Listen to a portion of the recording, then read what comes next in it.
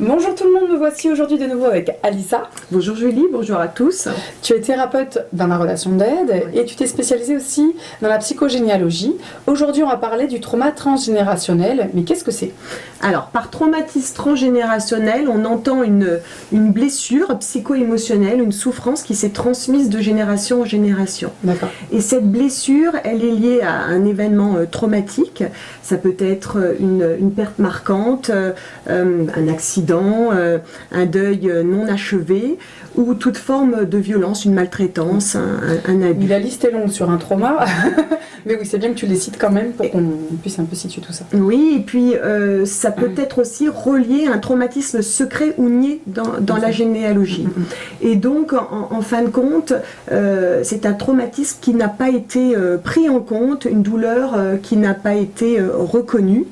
Et au fond, cette douleur, cette souffrance non reconnue va laisser comme une empreinte dans l'arbre qui va au fil du temps l'altérer. C'est comme si les descendants étaient piégés sans savoir pourquoi. Ah oui, porte quelque chose qui leur appartient pas et qui peut exploser aussi dans leur vie. Il y a des enfants qui sont plus sensibles que d'autres et du coup qui portent en eux le trauma plus que les autres. Oui, et là on peut peut-être évoquer la dimension du coup épigénétique.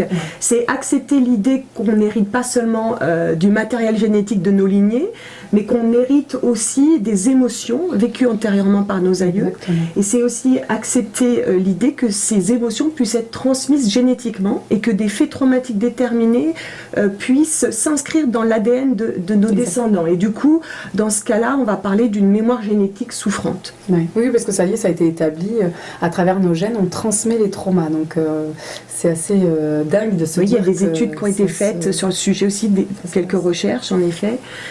Dans toute cette dimension épigénétique qu'on connaît plus, en tout cas aujourd'hui, qui est plus abordée.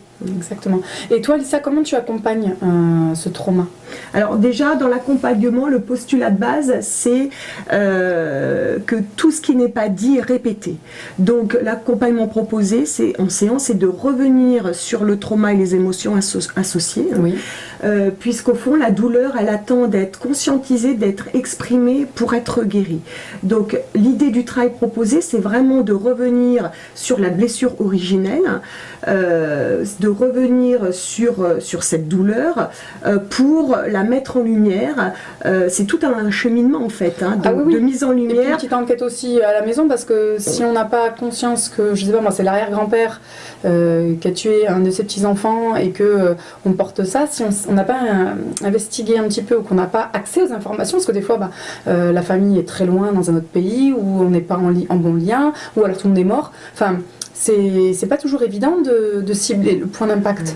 Je l'avais déjà évoqué, c'est vrai que c'est de toute façon, toute la dimension psychogénéalogie est une enquête finalement, donc à la base par la collecte des informations, mais aussi par cette mise en lumière, par cette compréhension, parce que ça va en tout cas impliquer la personne aussi beaucoup plus dans cette recherche de vérité, de compréhension, peut-être pour accéder à une certaine forme de réparation, voire de libération. Ça, donc c'est vraiment revenir aussi achever le travail en fait, c'est clôturer la tâche, cette tâche qui est restée inachevée et qui a des répercussions sur les générations suivantes. Oui, donc on clôture, comme ça évite que ce soit transmis aux générations d'après, donc c'est un vrai travail à faire pour soi et puis pour la suite quoi.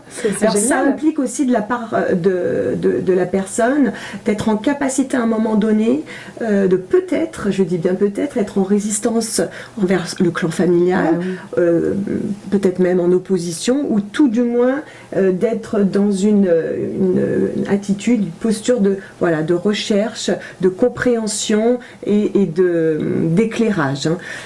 En tout cas, moi ce qui m'amène à dire quand même que ça se fait en fonction des besoins, du rythme et de la demande du consultant, et cette demande elle va être clairement exprimée au début des premières séances sous forme de questions que le consultant va poser directement à son arbre.